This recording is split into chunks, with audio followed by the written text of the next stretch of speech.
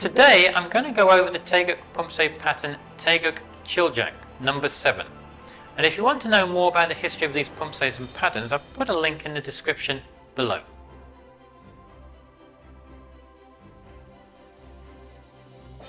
Tae means bigness and Geuk means eternity. Thus, Taegeuk is limited by neither time nor space. It has no end, no form, and therefore contains the essence of all things. Taegeuk Chil Jang applies its actions to Gan of Palgui. Gan means top stop and symbolizes a mountain, and like a mountain it is totally stable and cannot be moved. It teaches commitment to motion and to immobility. In other words, to move only when it is necessary, and then to move rapidly and to stop suddenly and solidly without wavering. Taegeuk Chil Jang, number 7.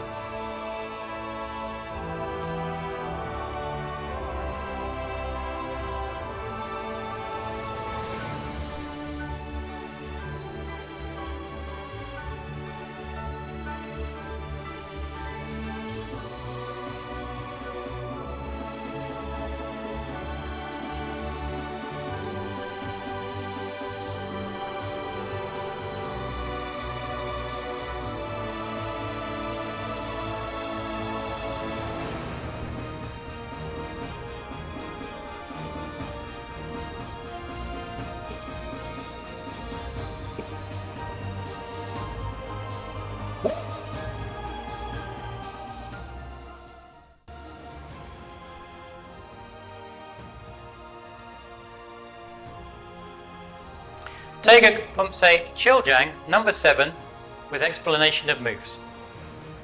To start with, we start in the Chumbi position. I'm now going to go to my left hand side, 90 degrees. We're going to go into a tiger stance, left foot forward, and we're going to be doing a palm block midsection with the right hand. So as I'm stepping up, my hands are coming up chambered, ready, and as I come round into that tiger stance, my hands come round. From here, I'm going to do a front kick with my right foot face section. As I bring it back down, I'm going to do a midsection inward block with my left hand. So from here, I kick. As I bring it back down, I bring the block in at the same time. So let's try it. So we go from here, kick, block. So the block and the foot lands at the same time. From here I'm going to turn 180 degrees all the way around to my right hand side. I'm going to do the tiger stance with the right foot forward. We're doing the palm block with the left hand. So I'm turning. As I'm turning, my hands are chambered, ready. As I'm turning round, and my hands come round into that palm block, my tiger stance, right foot forward. From here I'm going to do a front kick with my left foot face section, and at the same time I bring it and finish the move and put my foot back down, I do the actual midsection block with my right hand. So I kick and block, and as it lands, the block lands at the same time. From here I'm going to step up and out into a back stance with my left foot. We're doing a low section double knife hand block. From here out and down. Then we're going to step forward again into a back stance, right foot forward, and we're doing then the same again, the double knife hand block. So coming up and round as we finish the actual block itself. The stance finishes at the same time as well. From here, I'm going to step up with my left foot and step out to my left into the tiger stance. At the same time, this time we're going to do a supported palm block. So I'm stepping up. As I'm stepping up, my hands are coming up ready to be chambered, ready to do the actual block. I'm ready in that tiger stance. So as I turn around, my palm block comes in and it's supported. From here, I'm then going to do a back fist with my right hand. So I'm twisting the top of my body, my hand is coming round, and then I do the actual back fist. From here I'm going to turn 180 degrees all the way to the other side. We're doing the tiger stance with the right foot forward, and we're doing a supported palm block with the left hand. So as I'm turning, my hands are opening, they're chambering, they're coming round. As the stance is moving around and the block is coming round, and as we finish, midsection palm block, supported. From here, we do then the back fist with the left hand. So I'm twisting my top of my body, I'm bringing it round and back fist. From here, I'm going to bring my right foot into my left foot into the closed stance, and we're going to be doing the actual, with our hands we're bringing them together. So my right foot comes into my left foot, we're facing forward in the closed stance, my right hand comes down. So if we're here, my right hand comes down because my fist is already closed, it comes down like so. My left hand is open, it wraps around my right hand which is closed, midsection here. Now from here to the count of 5 we bring it up. 1, 2, 3, 4, 5. And we bring it level with the piltrim, just below the nose and the mouth. From here I'm going to step out with my left foot into a forward stance, and we're doing the double scissor block. So I'm going to step out, 1, 2. So from here I'm going to step forward with my right foot into the forward stance, and we're doing the double scissor block. So stepping up, and as we step out, 1, 2. Now from here I'm going to step around 270 degrees all the way round, so we finish up that way, and we're going to be doing a forward stance with the actual left foot forward, and we're doing then double outer forearm block face section. So from here I'm stepping up and around, my hands are already chambers, so as I'm stepping out I bring the arms back out. Now from here I'm going to reach out, grab the head and bring it towards my knee like so. From there then I'm going to then do a jump forward, basically about a walking distance into a cross stance, and we're doing the double upper midsection punch. So from here I reach, grab, jump and step, and from here then we come up midsection, double upward punch. From here I'm going to step back with my left foot into a forward stance, and we're doing a low section X block. So from here the hands come back, they're ready in the right position, chambered. So as I bring it forward into that block, they're already there. From here I'm going to step around 180 degrees all the way around to my right hand side. I'm going to step out into the forward stance with that double outward forearm block face section. So I'm stepping up. As I'm stepping up, my hands are coming up, they're crossing. So as I step out into that forward stance right, my hands come round with the actual block itself. And as we've just done, I'm going to reach out, grab the head, bring it towards my knee. From there then I'm going to step with that jump, the walking distance, and we're doing the cross stance with the double upper section punch. So from here I reach, grab, jump, cross stance. As we land in the cross stance, my hands are coming up into that double midsection punch. Now from here I'm going to step back with my right foot with the forward stance, and then we're going to do the actual low section X block. So from here I'm chambered. As I come back round into that low section X block. From here I'm going to step back up with my left foot and then out with my left foot into a walking stance, and we're going to be doing a back fist face section with my left hand. So I'm stepping up, my hands are ready crossed. As I step out into that walking stance on my left leg, my left hand comes out and does a back fist face section. From here, I'm going to open my left hand as a target. I'm going to do a crescent kick with my right foot from the outside to the inside.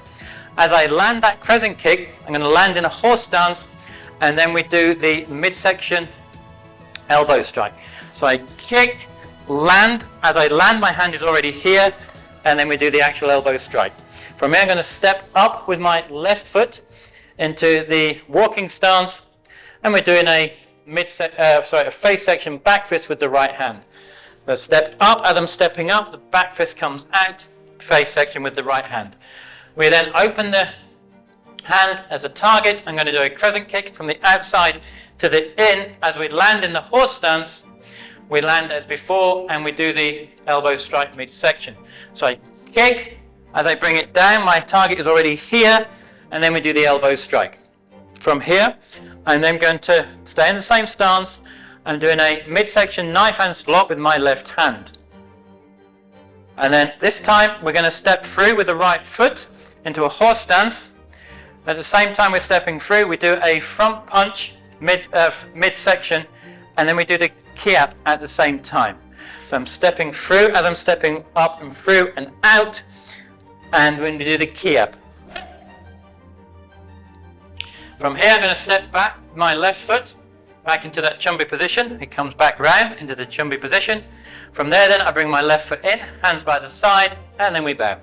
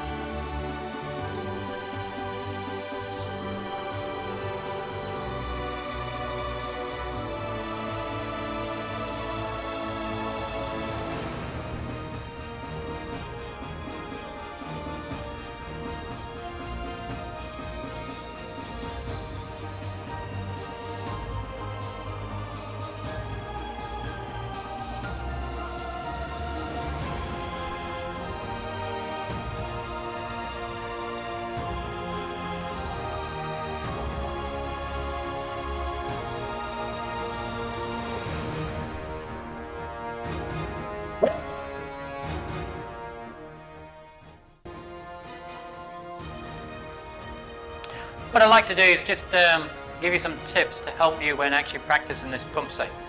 At the very beginning of the actual move itself, when you kick and land with the actual block, so from here, kick and block. When you land with the actual kick, the block happens at the same time. Kick, block. Okay? Now, when you're going then up the actual room itself, when we've come into then here at the back stance, so in the back stance, low section knife hand block, then we're going to come up and step out in that supported palm block.